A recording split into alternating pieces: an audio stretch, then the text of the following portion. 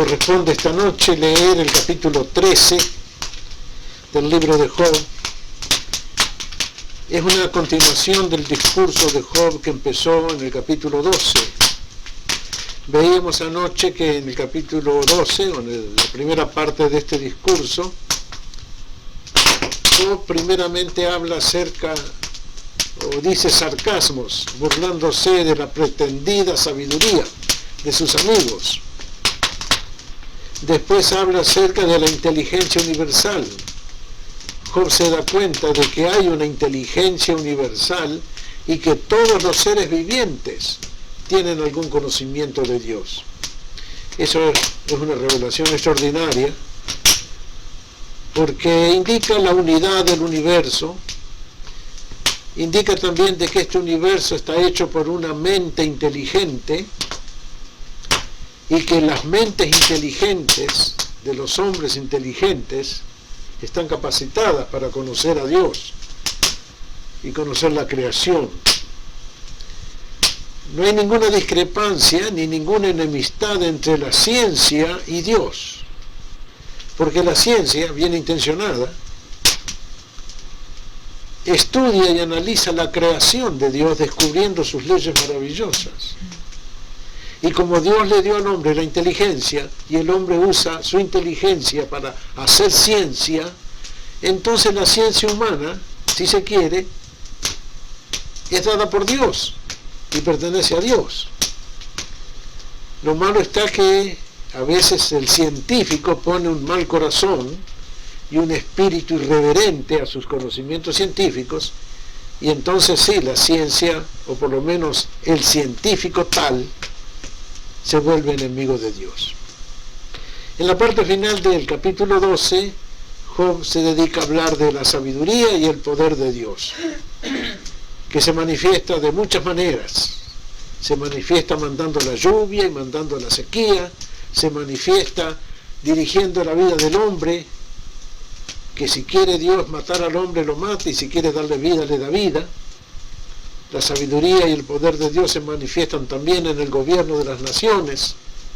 Veíamos anoche que Dios dirige el mar de la humanidad, junta las naciones, dispersa las naciones, levanta a los reyes, hace caer los reyes. Todo eso está en el capítulo 12. Ahora vamos a ver en el capítulo 13, que continúa el discurso de Job, 7 cosas grandiosas. Y en estas 7 cosas grandiosas vamos a ver que nuestro propio anhelo humano o nuestros propios problemas humanos están representados aquí. Vamos a buscar algunos versículos. Alguno leerá el versículo que demos. Por ejemplo, la primera cosa grandiosa, un grandioso anhelo humano, razonar con Dios. Está en el versículo 3. ¿Quién lo quiere leer? Reina, quizás. Mas yo hablaría con el Todopoderoso y querría razonar con Dios. Qué anhelo enorme de todos los hombres pensantes en todos los siglos. Razonar con Dios, hablar con Dios, tete a tete, cara a cara, mente a mente. Todos los hombres desean tener comunicación directa con Dios. Pero Dios se muestra muchas veces esquivo, Dios se muestra oculto, Dios no se revela fácilmente a los hombres. Pero donde ve un corazón humilde, una mente humilde, un hombre sencillo, a ese Dios, por su gracia, le habla. El apóstol Pablo dijo aquello de: el que quiera ser sabio, hágase simple, y haciéndose simple, hallará la sabiduría. Pero en fin, razonar con Dios, preguntarle cosas, exponerle nuestras razones, es un anhelo grandioso del alma humana, de la mente humana. Primera cosa grandiosa entonces en este capítulo, un anhelo grandioso, que toda alma grande debe tenerlo. Entender la mente de Dios y discutir con Dios. Segunda cosa grandiosa, una grandiosa afirmación de fe. Aunque me matare, yo en él esperaré. Versículo 15, primera parte. Versículo 15, ¿qué dice la primera parte del versículo 15? He aquí, aunque él me matare, en él esperaré. Está bien. Aunque me matare, yo voy a esperar en Dios. ¿Qué hombre puede hablar así? Un hombre que tiene un alma grande, un hombre que tiene un corazón fiel, un hombre que tiene verdadero temor de Dios. Job estaba sufriendo muchísimo y aceptaba ese sufrimiento estoicamente, porque era creyente en Dios. Tenía esa religiosidad natural de los hombres que reconocen que hay un universo espiritual encima de nosotros. Esta religión natural está en todos los hombres de la tierra, en mayor o menor grado. Solamente una gente muy impía, muy endurecida en la maldad, puede negar a Dios. Pero hombres de todas las razas, de todas las religiones, creen en Dios de alguna manera. Estaba viendo que cierta casa aquí en los Estados Unidos está ofreciendo platos de adorno con figuras de los indios americanos, y en una de ellas hay una figura muy bonita de un indio anciano montado a caballo, levantando sus brazos al cielo, y la inscripción del plato dice: oración al Gran Espíritu.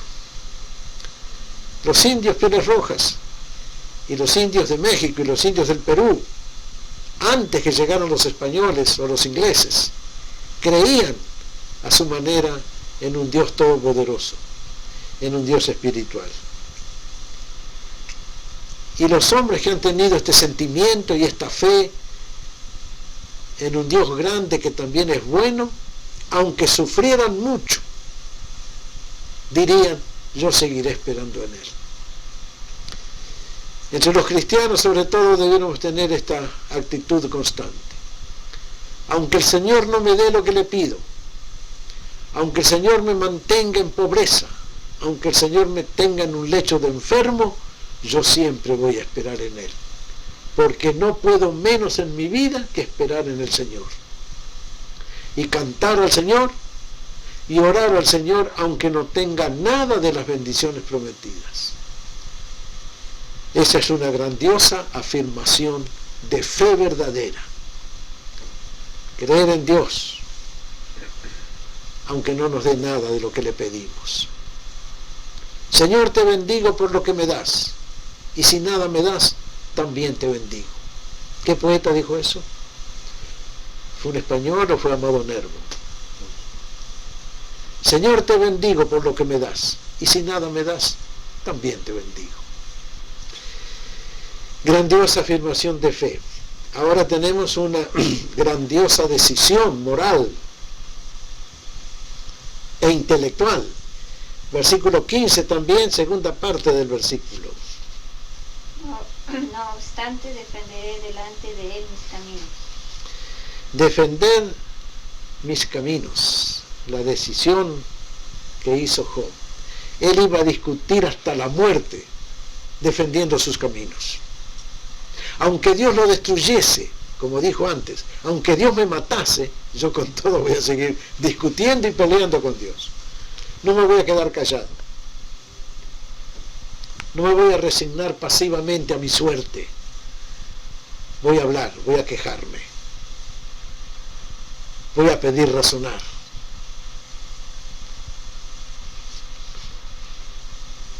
No obstante, defenderé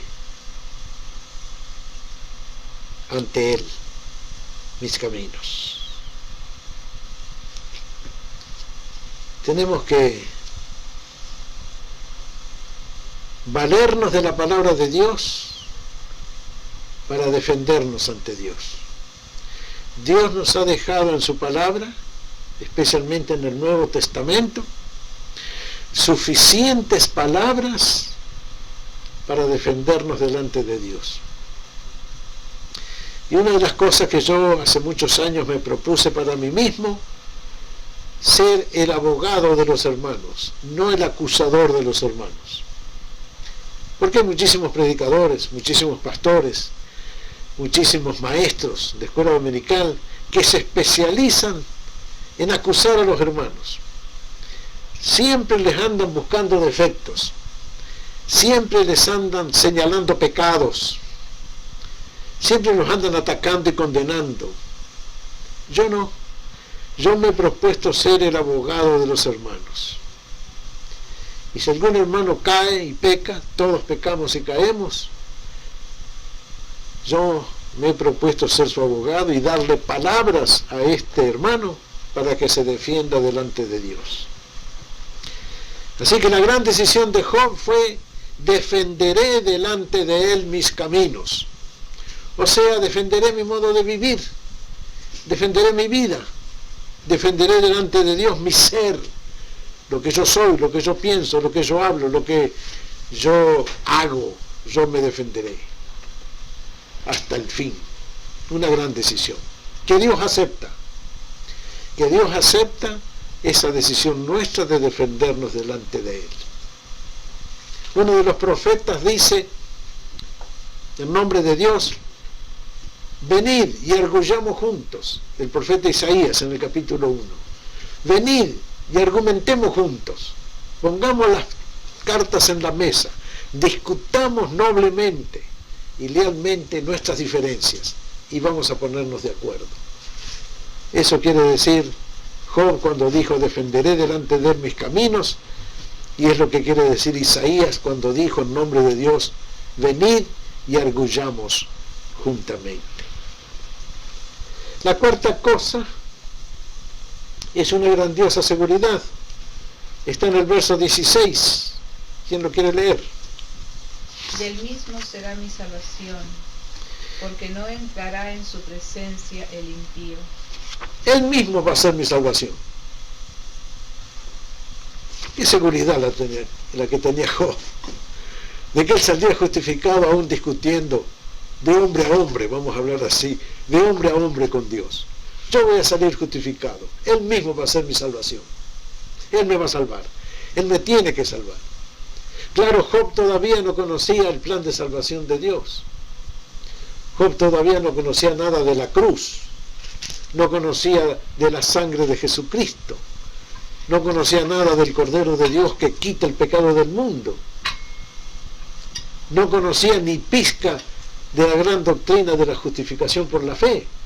Pero así todo, Job, basándose en su propia vida recta y en el amor de Dios y en la sabiduría de Dios, confiaba que Dios mismo sería su salvación. Dios me ha castigado, decía Job, pero Dios me va a salvar. Él va a ser mi salvación. De alguna manera, Dios me quitará esto que sufro. De alguna manera, Dios me va a reivindicar. Grandiosa seguridad. Él mismo será mi salvación. Nosotros los cristianos deberíamos tener una doble o triple seguridad de la salvación. Porque hemos escuchado el Evangelio. Porque hemos recibido conscientemente a Cristo como nuestro Salvador. Porque hemos tenido una experiencia de conversión, una experiencia de nuevo nacimiento. Yo no sé por qué hay creyentes que dudan de su salvación. Y hay pastores que mantienen a sus congregaciones siempre en un ay que me puedo perder, ay que puedo pecar, ay que puedo ofender al Señor, ay que puedo tropezar, ay que puedo manchar mi testimonio. No me explico por qué hay cristianos que dudan de su salvación. Si Job, un hombre del Antiguo Testamento, un hombre quizá anterior a Moisés, que nada conocía de los pactos de salvación, todavía estaba seguro de que Dios la salvaría, ¿cuánto más nosotros que conocemos a Jesucristo? ¿Cuánto más nosotros que somos cristianos? ¿Cuánto más nosotros que ya llevamos años de caminar con el Señor y hemos experimentado tantas veces su gracia. Oh, que ninguno de nosotros dude jamás de ser salvo, porque ya somos salvos por la obra de Jesucristo y por la certificación de la palabra de Jesucristo. Ahora viene aquí una grandiosa confianza. Me imagino la confianza que tiene un hombre que es llamado a corte, acusado de algún delito, y él va confiado, sabiendo que su inocencia va a ser reconocida. Grandiosa confianza. Verso 18. ¿Quién lee Job 13, verso 18? He aquí ahora, si yo expusiere mi causa, sé que seré justificado. Aquí Job está hablando en términos judiciales, términos jurídicos. Si yo puedo exponer delante de Dios mi causa, voy a salir justificado. Qué confianza en su propia vida. Qué confianza también en un juez justo como es Dios. Si yo expongo mi causa, seré justificado. Nosotros los cristianos no tenemos que exponer nuestra causa, porque Cristo es nuestro justificador. Nosotros no tenemos que andar buscando abogados, ni tenemos que andar buscando buenas obras para presentárselas a Dios en busca de justificación. Dios es el que justifica al que es de la fe de Jesús, dice el apóstol Pablo. Dios ha establecido una sola justicia para salvar a todos los hombres. Es la justicia por la fe en Jesucristo.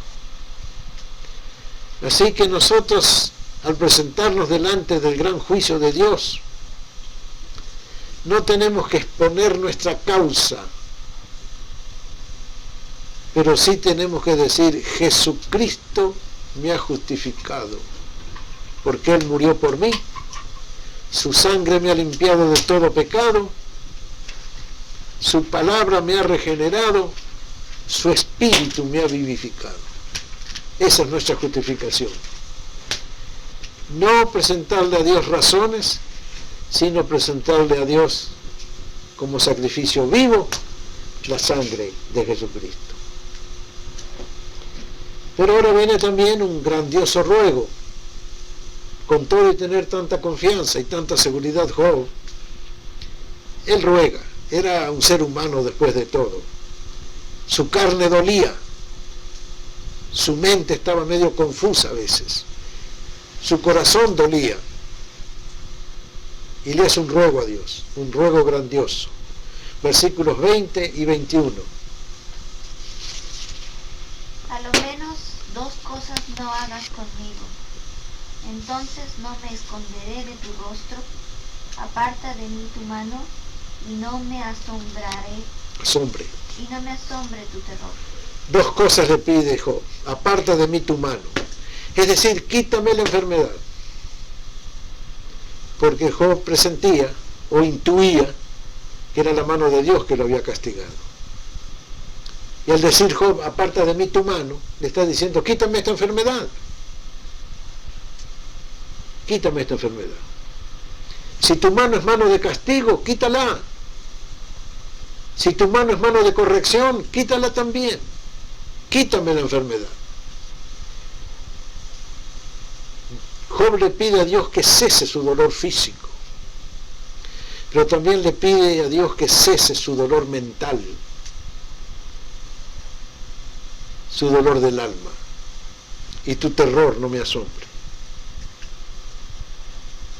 El dolor físico es terrible, pero el terror espiritual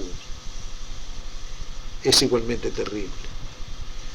Y ese ruego le hace Job a Dios: quítame los dolores físicos, quítame esta enfermedad asquerosa, y que por favor ya no me asombre más tu terror. Como si Job le dijera a Dios: cuando levanto mis ojos al cielo buscando tu rostro, que yo no veo un rostro espantoso, sino que ve el rostro de un padre. Pensar que en esta época y todo, hay muchísimos cristianos que miran a Dios como un juez castigador y no como un padre amoroso. Y viven con terrores y hasta tienen pesadillas también. Este es el ruego grandioso de Job. Quita de sobre mí tu mano, o sea, líbrame de esta enfermedad y que tu terror no me asombre. No me hables más a la conciencia. No me digas más palabras que ponen espanto. No me acuses más. No me digas nada que me haga temblar. Siquiera por una vez, háblame con palabras dulces. Grandioso ruego. Y después de este grandioso ruego, finalizando, viene un grandioso pedido. Versículo 23. ¿Cuántas iniquidades y pecados tengo yo? Hazme entender mi transgresión y mi pecado. Hazme entender. Es el grandioso pedido. ¿Quién pudiera entender todos los misterios y toda la ciencia? ¿Quién pudiera entender lo profundo de Dios? ¿Quién pudiera entender todo el universo que nos rodea, que está tan lleno de enigmas? ¿Quién pudiera entender las desigualdades de la vida? Yo quisiera entender todo y no puedo a veces. Bueno, no puedo nunca. Entiendo algo y lo que no entiendo lo acepto por fe. Me resigno a no entender. No sé por qué somos tan felices en esta casa cuando hay tanta gente a la intemperie, en estos días invernales y de lluvia. No sé por qué estamos sanos cuando hay tanta gente destrozada, literalmente destrozada por una enfermedad horrorosa que le come la carne. No sé. ¿Por qué nosotros tenemos tan regias comidas como la de esta noche? Una comida que es de rey. Y en tantos países la gente pasa hambre. Los niños pasan hambre.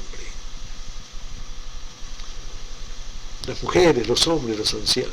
No sé. Yo también le digo a Dios, hazme entender, Señor. Hazme entender.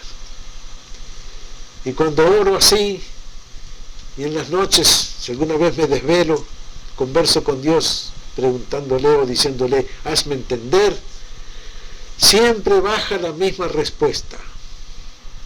Lo que yo hago no lo entiendes tú ahora, pero lo entenderás después. Las palabras que Jesús le dijo a Pedro. Lo que yo hago ahora tú no lo entiendes, después lo vas a entender. Así que yo también hago mío el pedido de Job, hazme entender, dame entendimiento, dame conocimiento. Pero Dios me dice, estate tranquilo, todo va bien, no te preocupes, todo termina bien, no te preocupes. Vas a entender mucho, pero no todo, porque la mente humana todavía es demasiado pequeña para contener a Dios. Sin embargo, es posible adquirir muchísimo conocimiento de la palabra de Dios y por el Espíritu Santo. Y nuestra iglesia hipostática epignóstica tiene dos dogmas. Primer dogma, la unión hipostática de nosotros con Jesucristo, por el Espíritu Santo. Cristo vive en nosotros. Doctrina grandiosa que tenemos que resucitar y predicar y enseñar por todas partes.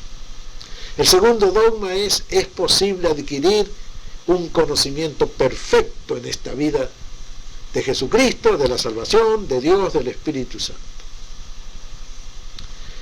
Así que cuando le decimos a Dios, hazme entender, estamos sobre una buena base. Dios nos dará entendimiento. Gracias al Señor porque ya conocemos a Cristo como nuestro Salvador. Ya conocemos la seguridad del amor de Dios. Hemos experimentado el amor de Dios. Lo estamos experimentando. No entendemos los misterios, todos los misterios de la vida. No entendemos las injusticias, las desigualdades que hay en la vida. No entendemos por qué tantos derraman lágrimas y nosotros solo tenemos risas. No entendemos. Pero algún día entenderemos. Con todo y eso, estudiando, meditando, alcanzaremos un conocimiento grandioso de todos los misterios, especialmente del misterio de la piedad. Dios fue manifestado en carne, fue visto de los ángeles, justificado en el Espíritu, predicado en el mundo, recibido arriba en gloria. Hasta lo cantamos a ese misterio y lo entendemos bastante bien. Grande pedido, el pedido de Job: hazme entender. Es legítimo, podemos usarlo nosotros también. Y Dios, en su gracia maravillosa, nos va a hacer entender todavía muchísimas grandes cosas de la profecía, de la historia, de la iglesia, de los enemigos de la iglesia, del puro evangelio, del antievangelio que también existe. Nos va a dar entendimiento grande a todos nosotros, para que nosotros pasemos ese entendimiento a otros como verdaderos testigos de Jesucristo. Hasta aquí la plática, que el Señor nos haya ayudado a través de ella. En el nombre de Jesús. Amén.